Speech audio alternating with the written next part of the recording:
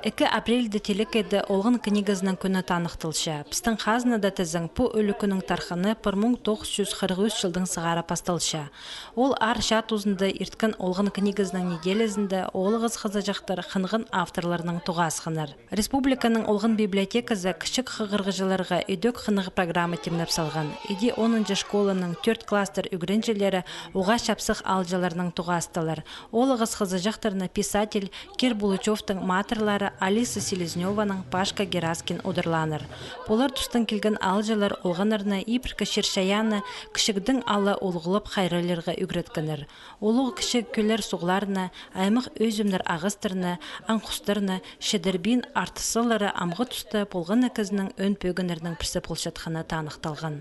Піде ойын пастыры ирткін мероприятиеді олғаныр оға қынып араласқаныр. Экология шарыдылған сұрғыларға өткен нандырғаныр. Прай популистеріне олғанырға олығылар үгіретшілер күшігдік берерге күстенчелер.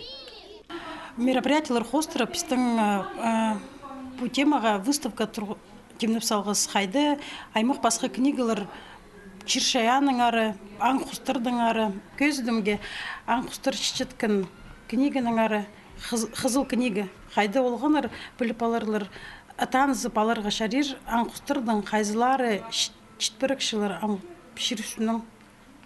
Олғын книгасының неделезінде кішік қығырғыжылар экология круизінде арылыс болырлар. Писатель Елена Андрианованың пазы аның чайышы тоқыстарының танызырлар.